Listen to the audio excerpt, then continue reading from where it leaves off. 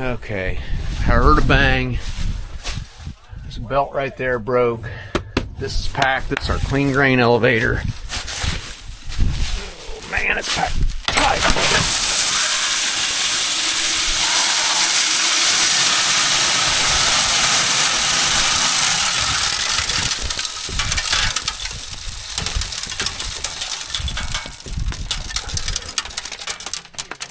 I just tightened it this morning. It's not broke. Usually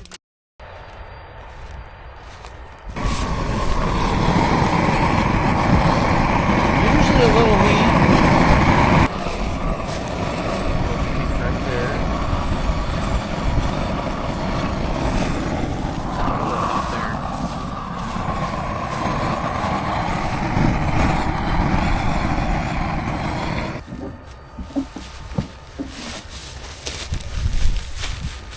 Better.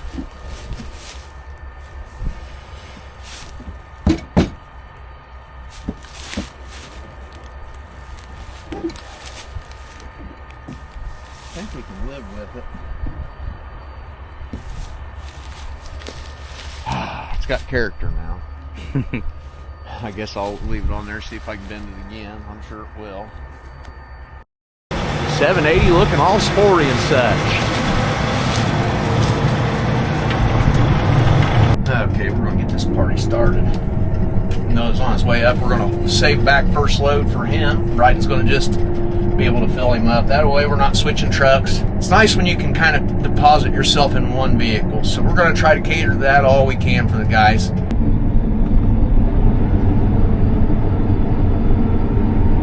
We had a little frost last night. We need one. There's a few escapes, weeds, and they wrap up real bad. I'm sure I'll have to relay an AB. Yes. Still getting the feel of machining corn. I mean, I run last night, but pulled in here, I couldn't see anything. I really was just holding on. And you know, the combine, a lot of times we can't see as operators. Your seat of the pants, you rely on your telemetry. I know people make the auto steer jokes, but when you can't see the ground, you're as big as we are, you can't see.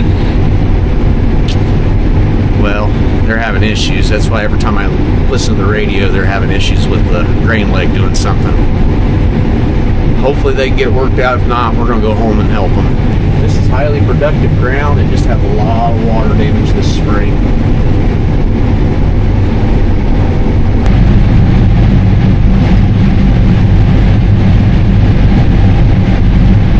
A lot of 250s and 260s on the monitor, which is extremely good for us.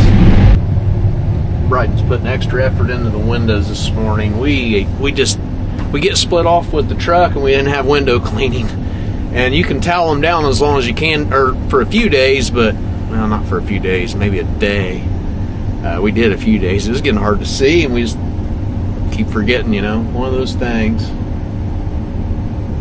All this stuff running, you remember all these things and you forget to bring the wash bucket. It's common. You guys know how it is. Feels good not to have the big 45-foot bean head on.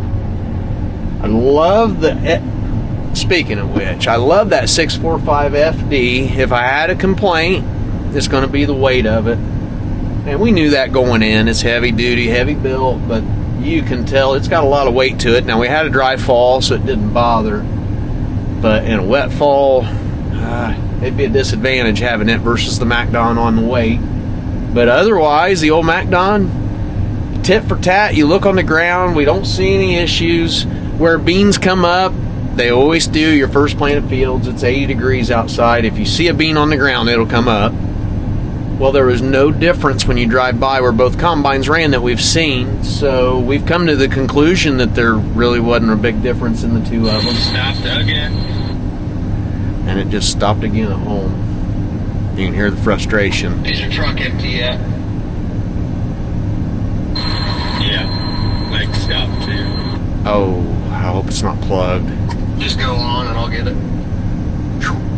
It's hard, guys. Drying system at home, you don't just push the button and get things to go. It's simply, it never runs. There's always some kind of a little issue you got to deal with. Let's see, we couldn't fit through there with the 45-foot head on. Ooh, looks closer in the camera than it does in real life. Kind of like the mirror thing. Objects appear closer. Yeah, the camera's that way too, apparently.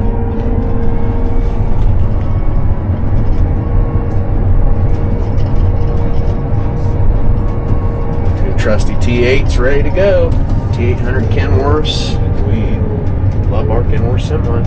I was battling butt shelling with the Geringhoff, and ground speed was the issue. I just couldn't see. I've sped up and I fixed that problem. I could get 4 miles an hour and the machine's fully loaded. I'm right teetering on that green to yellow, which was fine.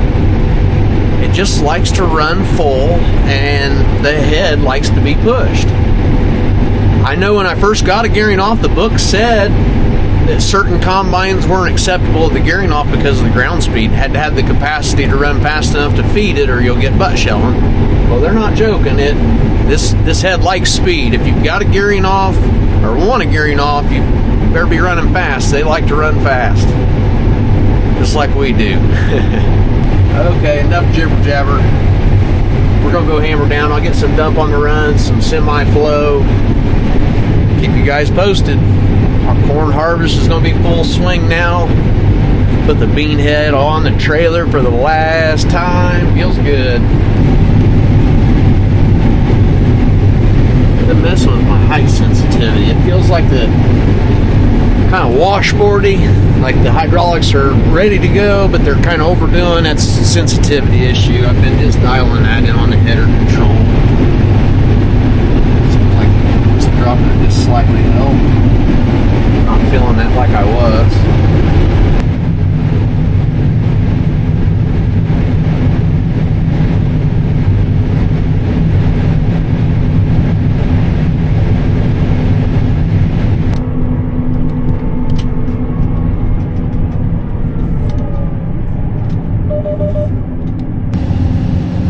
Trucking far from home, so high yield corn, trucking to home to dry it, that's going to take some time.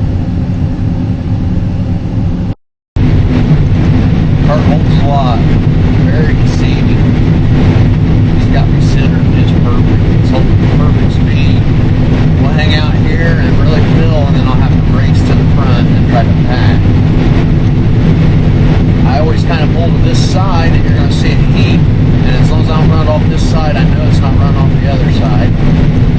By being a little bit closer here, it's going to hold it, but it's going to be full.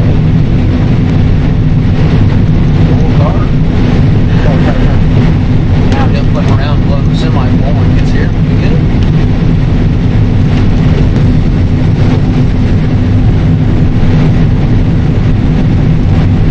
That's a full semi. Truck of the day out of here. Oh, pulled up. Just in time to be blown full. Day begins.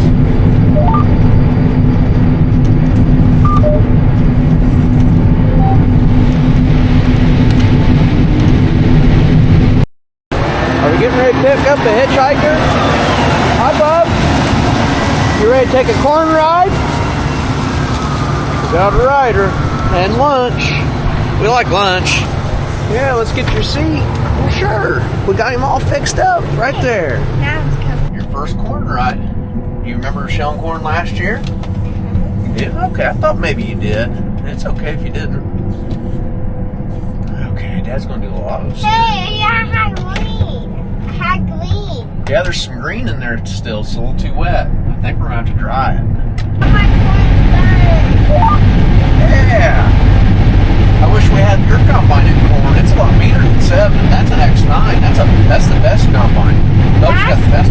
That one crashed. It's one. This one that crashed. Okay. I heard a bang. There's a belt right there broke. This is packed. This is our clean grain elevator. Oh man, it's packed tight.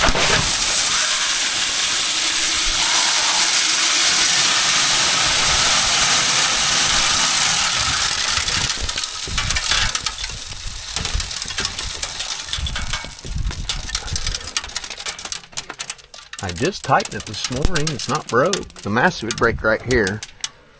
Actually would break annually. No joke. This one doesn't. It's got drive dogs in the hopper that the auger engages, and if they slip one time it does this.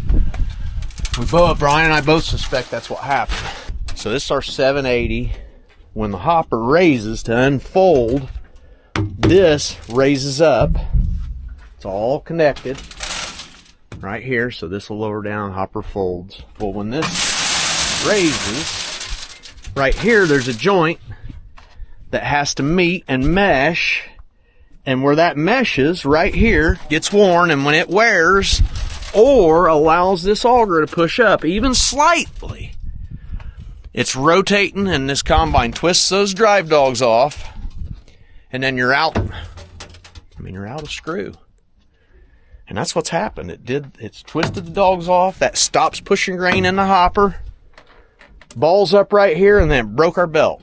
So we've got an auger with the drive dogs and a belt that's bad. That's the diagnosis. I guess we're going to switch combines. Yeah. Daddy, Yes, sir. I have to go potty. Okay. We'll deal with the real world problems first. Let's go potty, and we'll get to work. Reynolds is coming out with parts and going to fix the 780. Meantime, Brian fired up the 680. He had the bean head on, he took it off, put the corn head on. We've got corn that's maybe a little drier anyway here at home, so while they're fixing the other combine, we're going to focus on just shelling corn that's maybe a little drier than we just were. We'll use our 680 and our 2013 Geringhoff. Right now, getting some of this corn dumped off. We're putting it in our wet bin right here and running the air on it right now. We're not running the dryer yet. Putting it in the wet bin and the dryer. We're still filling it. What the? Well, that's new. I hadn't had that groundhog, huh? Well, we'll fix that. Didn't see that yet. So while we fill the dryer for the first time of the season, the geyser blade pipe you see right here goes up the side of the bin, and we're going to blow corn, dry corn, in this bin. Now after we fill it up, we'll probably suck it back down, because a lot of times we can't deliver out of the field. We got to dry the corn, then pull it back out, and this is our pull it back out bin for the most part. So we'll fill it, and then we core each one and use those loads to kind of fill fall contracts. We try to contract enough that we're not trapped in anything. If we have something unpriced going in the bin, it's rare. We usually have some kind of coverage on something going on. But in the event you don't, you buy time, but that's not really what a bin's for. It does buy time, but it's not guaranteed you put it in and make money. You gotta watch being unpriced and just putting grain in bins and walking away. That's usually the comments I get. Somebody doesn't know grain bins and thinks that that's actually the process we're doing. We're just guaranteed to make money because the bin's here. It's far from that. You've got to use your bins, use your marketing options, and use all the tricks of the trade, or you don't make money. That's just what it is. It's unfortunate, but just to farm and deliver the grain and be paid, that won't pay your bills. You got to market and do all the things surrounding the grain as well to make modern farming pay. Our corn wet dump, it's hard to beat. Jason Knott built this, and it just does a great job.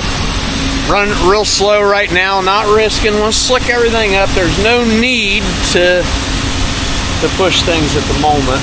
Corn dries out, we open the gates up, turn it up. We can dump a truck in 10 minutes or less. It automatically shuts itself off when it senses you pull away.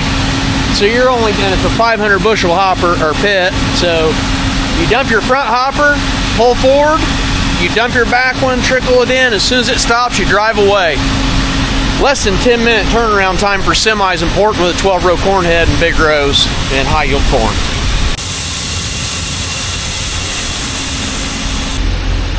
See you guys knocking my green combine. Look, that doesn't look bad.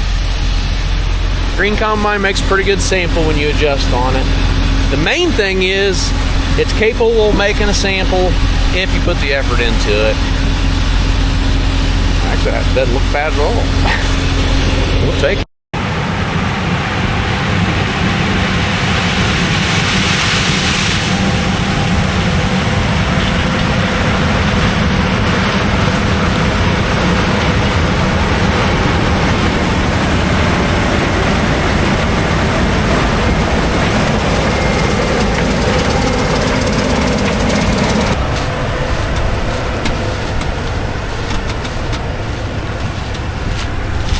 We came back around home, got the corn head on the S680, and we're shelling corn. I think we're dry enough to go to the ethanol plant. We're just going to deliver some loads out of the field. Our grain cart's 45 minutes from here. We're not going to get it. Brian's got the yield mount monitor on this combine calibrated off the Poet scales, and we're going to go with that, along with weigh tickets from Poet to kind of track these bushels. No grain cart. Noah's in the seat, getting his first run of the year, I believe, in the combine. Not under the gun, just wanting to get some acres done. Dealer called me back. They're on their way to the field to fix our 780. Those bubble upsets, just we break them. We broke 2 of them in the 680, so it's just part of it. Average right now is 18%. Oh, we're going to Poet. On Poet. Heck yeah! Well, we're headed to Poet. He says we're 18%. That's great. 680's running strong. Checking on losses. We're good there. New to us, Geringhoff that we just rebuilt's been running good. That nothing bad to say about it. Getting some stuff done.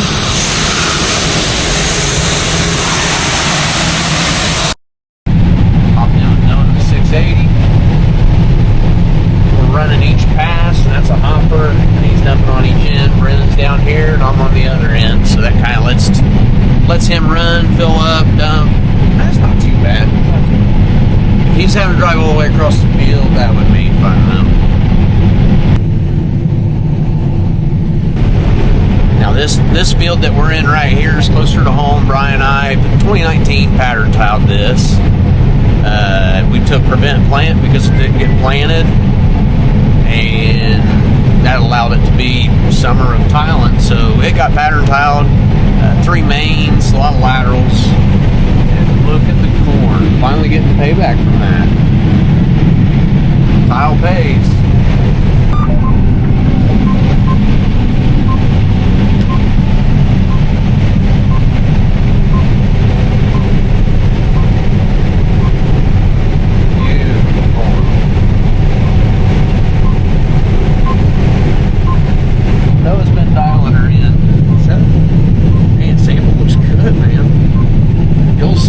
Almost 3,000 hours, still humming. Knock on wood. Let's make it a good sample.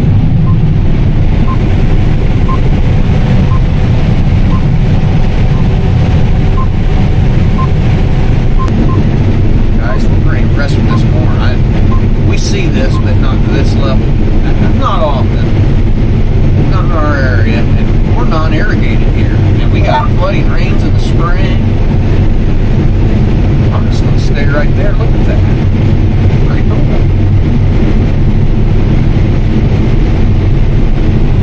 Alright guys, you've seen enough of the yield monitor. I'm sure that gets boring after so long, but man, look at those numbers. It's pretty impressive. I bet this is Beck 6374 because that's what he had in at the other field. I bet it's what it is. Huh. That's a double stack, so that's a little cheaper corn too. Bonus. He's right, we're half-mile rows, and he's not making it sometimes. So if that tells you anything, we've got 120 foot off each end because we use a 24-row planer, 2 passes, 60 foot each. So if you knock 120 foot off each end, that's how long our pass is. We have the hopper extensions. We're rated at 450 bushels, and we can't make it in half-mile rows. That's a good problem to have, as I see more 3s on that monitor. We'll take it. It's going to be cheap. We got to have a lot of it. Nephew Bryden running the 780. Brittany's in the cart. Noah, me, Brennan. We're hauling trucks. We're far from home. We've got 240 bushel corn, and it's got to go home to the dryer. If we don't have a driver in each truck and have a truck in motion, we don't keep up at all. Rather than have downtime, we're going to let Bryden get some seat time. So we got a mother-son tag team on the grain cart and the combine. And that's keeping our harvest show rolling.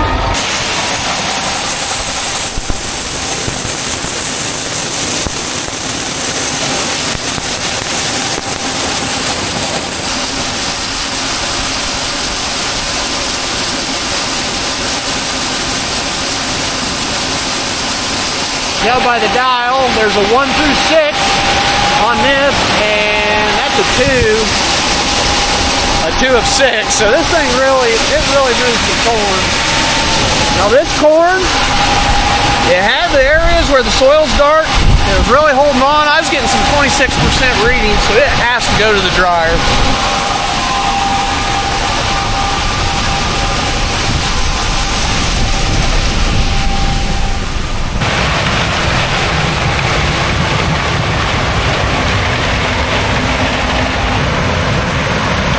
Bryden keeping things going.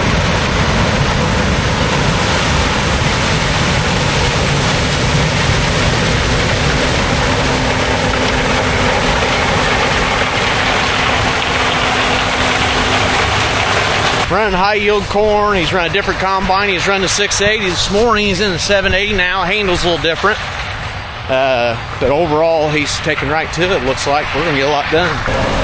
Mom's trying to teach him the rope. She does a lot of our carting.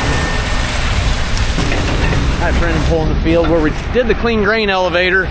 It plugged and it broke that auger off I showed previous. I had a pile on the ground. I didn't want to leave it there. It just looks bad. I sunk in the grain cart and decided that's too high. So Brendan pulled the truck over there for us.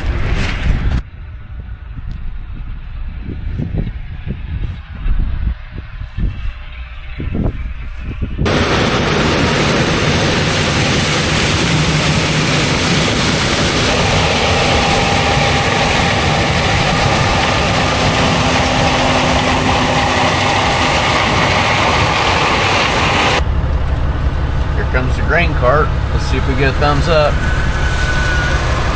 We're getting a thumbs up. There it is.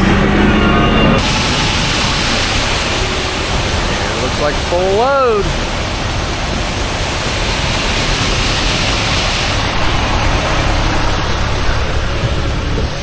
Go ahead and get on the road.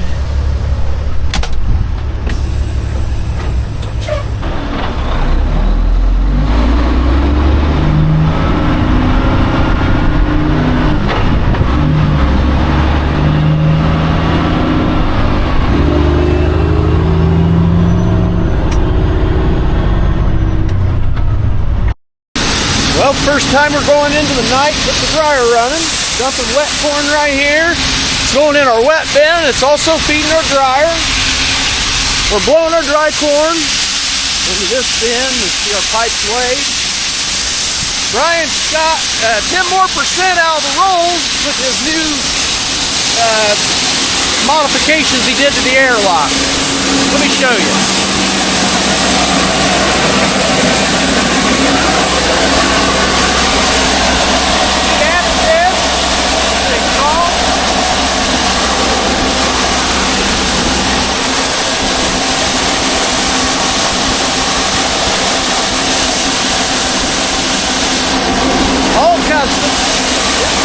We'll speak sometime when it's off.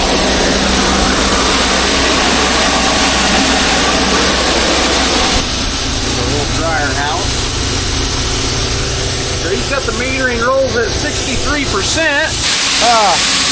Dryer will keep up. Dryer's rated at 2,400 bushels an hour. It is absolutely a beast. You can see it right here. Sukup 2413 mixed flow dryer. Really proud of our wet dump area.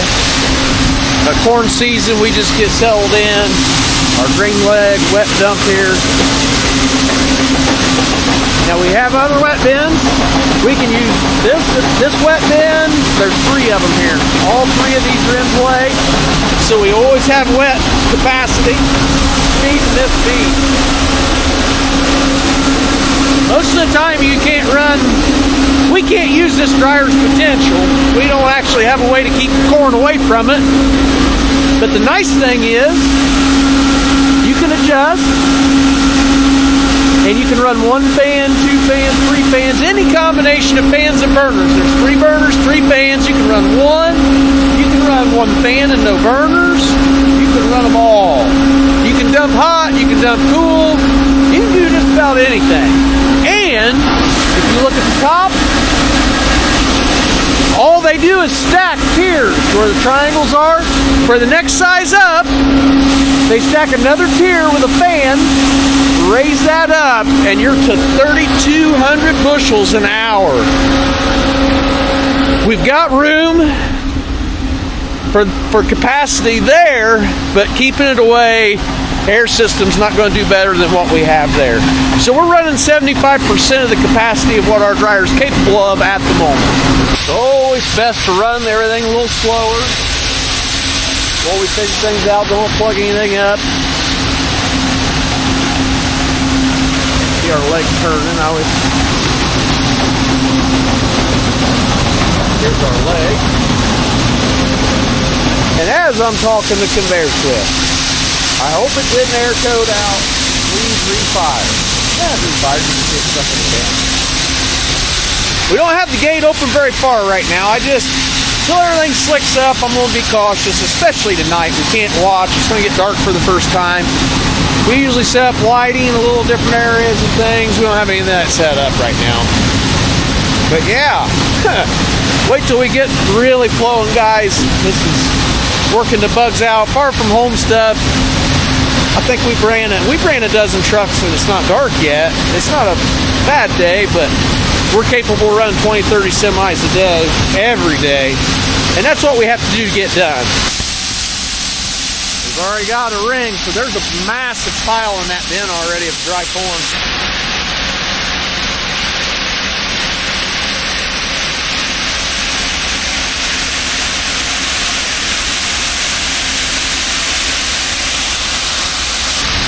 '87 Kinze.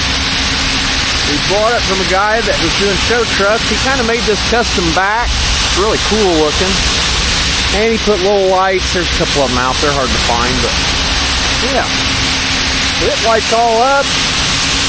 It's got measurements like a modern trailer, like the newer trailers do, but this is a 1987. It's one of my favorite trailers. I don't mind it. The 04 semi now we bought in only had 130,000 actual miles on it. It's got 152 or 3 right now, but yeah, so 04, 1987. Our $5,000 trailer almost let us down today with the flat tires, but here I am finishing the day with it.